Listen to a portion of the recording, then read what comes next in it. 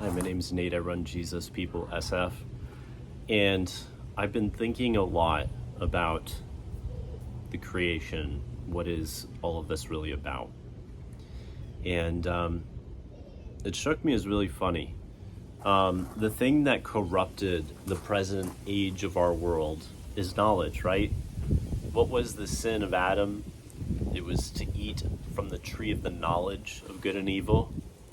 And yet at the resolution of all things, God will restore the creation to its original luster by giving the knowledge of the glory of the Lord as waters cover the sea. How much of the sea is covered by water?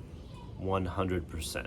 So God is going to restore everything by removing, or at least overshadowing, the knowledge of the tree of good and evil, or the knowledge of good and evil, in the sense of knowing evil very intimately by your own hands and by your own feet, by your own experience. And he's going to replace it with the knowledge of the Lord in a very vivid way. But even beyond that, what is it that the enemy and the enemies of God fear the most?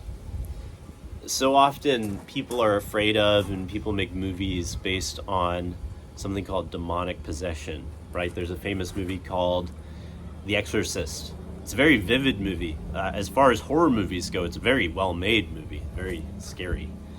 There's a movie called Rosemary's Baby that talks about a young woman being possessed with the devil while she is pregnant with a child and has an Antichrist child. There is another movie that depicts a child like Antichrist from the 70s. I don't even remember the name.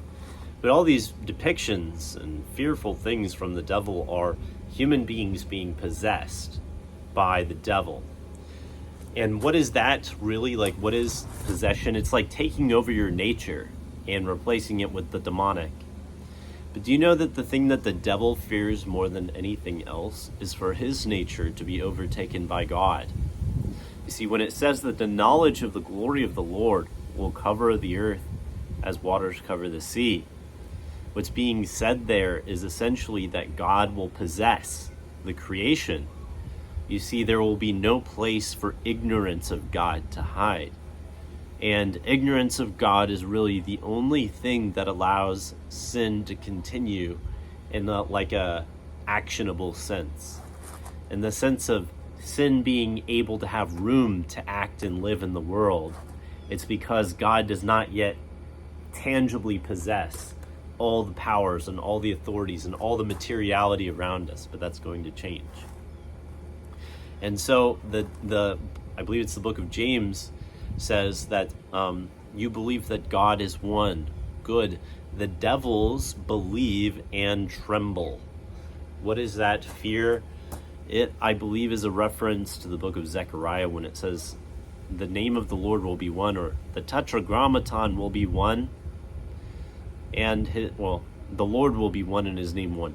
In other words, everything in the creation that's powerful or a power, either materially or spiritually, is in some sense an extension of the divine name and the divine nature of God.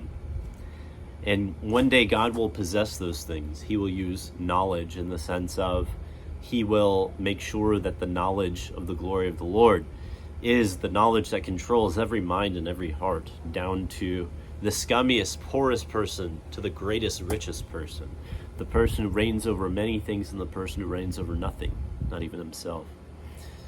The Lord will change things through knowledge, and the Lord will overtake the devils by unifying the very power they use against him and his name.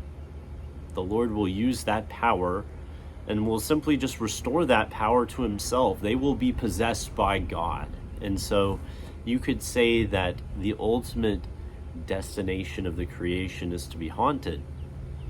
Haunted by God in the way that no haunted house could ever depict, because a haunted house is so localized, right? A haunted house is a very small place that you avoid, presumably. Freaky deaky stuff happened there and you avoid it. The neighborhood I tried to reach in San Francisco was very much like this. The whole neighborhood was heavy with a dark presence. It is where the Church of the Enemy was started by Anton LaVey. the official, I guess, church of the enemy that goes by that name. And, the neighborhood was just heavy like that. But not every neighborhood, even in the city, was that heavy. And not every place in the Bay Area was that heavy. And not every place in America is as heavy spiritually as California definitively is, at least the last time I lived there and visited. So I would say, as much as the devil has ever haunted a place and made a place a freaking moral latrine, a place of disgusting filth, God wants to inhabit the entire cosmos in the same manner. And the devils feel it is such a vivid reality that when they think about that possibility, knowing it will happen, remember the devils say, is it time for you to judge before the time? In other words, they know the time of that thing is coming. They just don't know quite when.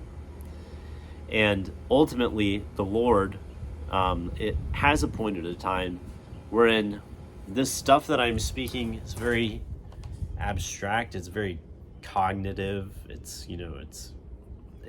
hard to conceive in a lived experience way. But everything that exists then will experience that. From the devils to the Christians to the angels to the cosmos to the animals. You think of why Romans chapter 8 talks about the futility that God appointed for the animal kingdom, which, if you really look at it, is oftentimes far more wonderful than human beings in a lot of ways, because their specializations are just so strange and wonderful, more like God in that way in a lot of ways. And yet the futility on the animal kingdom will be removed. Why? Because God will be present in the animal kingdom in a way he's not even present now. And I imagine he's pretty darn present in the animal kingdom because animals aren't sinners like we are. Anyway, just a little meditation on the direction of our world, the direction of the cosmos. The cool idea, I've always wanted to write a horror story about God haunting something, the dread of God, like Isaiah chapter 6, when Isaiah cries out, having seen God, holy, holy, holy. The angels cry that out, the seraphs. But Isaiah cries out, I am a man of unclean lips. I dwell in the midst of a people of unclean lips, and my eyes have seen the Lord of hosts. He says, woe is me as a result. And so the whole cosmos will have some sense of that, probably more than that, because it won't be like, here's the Lord and here's you observing the Lord necessarily. It will be the Lord simply inhabiting and overtaking that in a way that demonic possession, in a way that an evil place has never been. Thanks for your time.